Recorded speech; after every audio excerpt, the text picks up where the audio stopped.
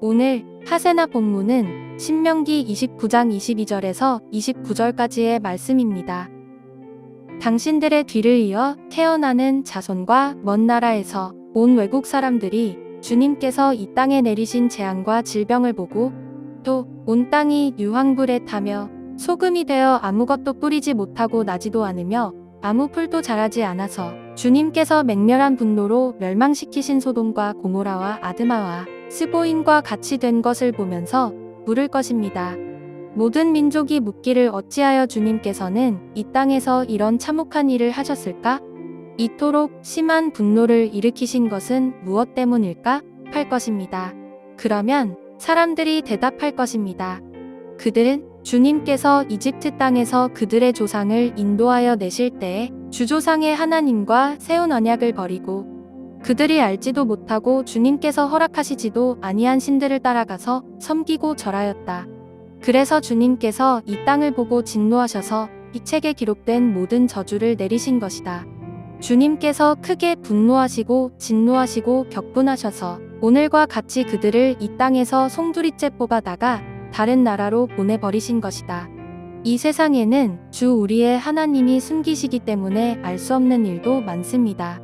그것은 주님의 것입니다.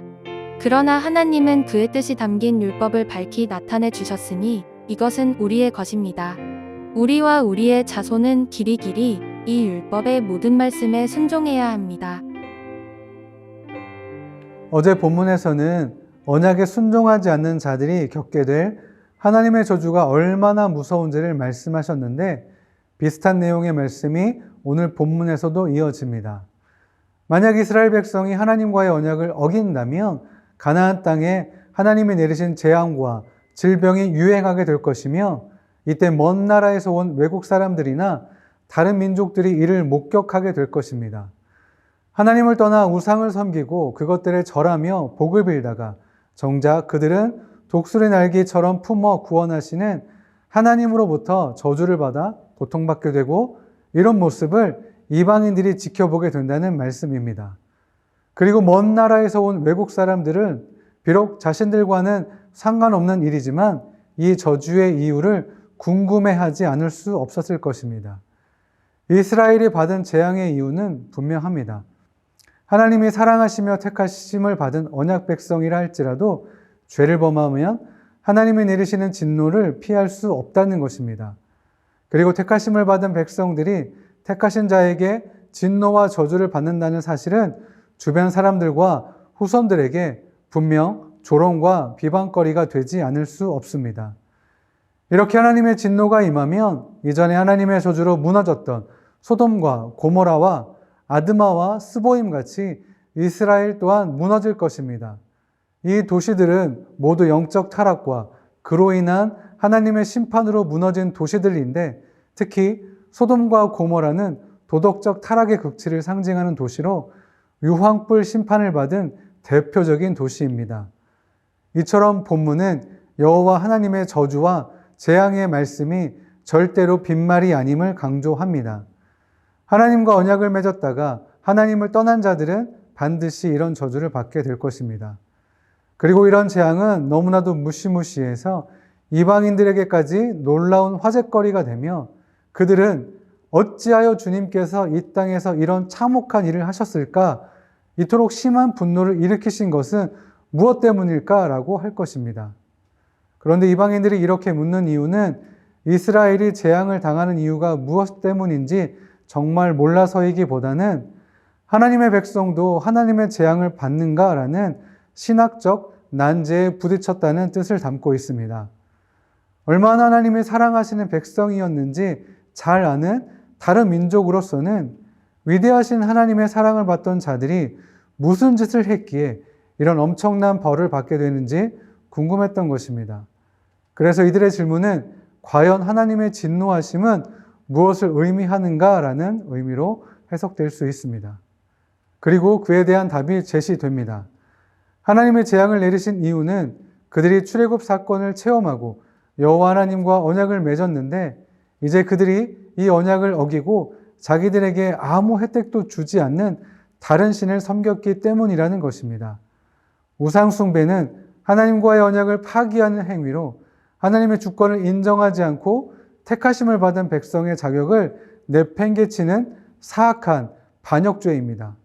그 결과로 하나님이 크게 분노하시고 진노하시고 격분하시는데, 이는 어떠한 죄도 결코 용납하지 못하는 하나님의 공의의 속성을 강조하기 위한 표현입니다. 그리고 공의로우신 하나님은 그들을 그 땅에서 송두리째 뽑아 다른 나라로 보내버리실 것입니다.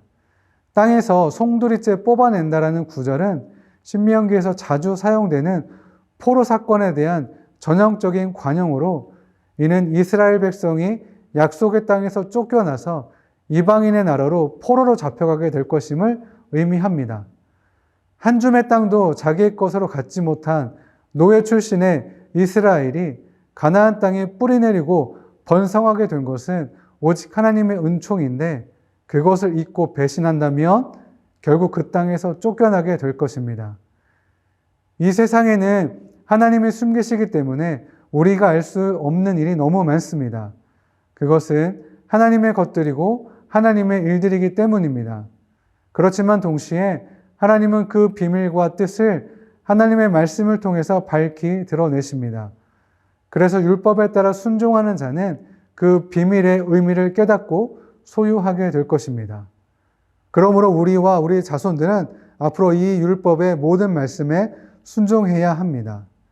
다시 말하면 인간이 이해할 수 없는 일들은 하나님께 속한 것이며, 이해할 수 없는 역사하심은 하나님의 특별한 뜻이 있는 일들로 알고 믿어야 한다는 것입니다.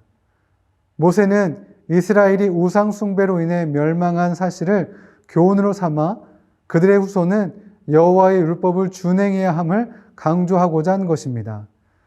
하나님과 맺은 언약을 버리고 알지도 못하는 신들을 섬기며 우상 숭배하는 것은 하나님과의 언약을 파기하는 행위이며 하나님의 주권을 인정하지 않는 죄입니다. 이런 죄를 범하고도 돌이키지 않는 자들은 하나님께서 심판하십니다. 그래서 우리는 이런 저주와 심판의 모습을 보면서 죄를 미워하시고 싫어하시는 하나님의 공의를 깨닫고 돌이켜야 합니다.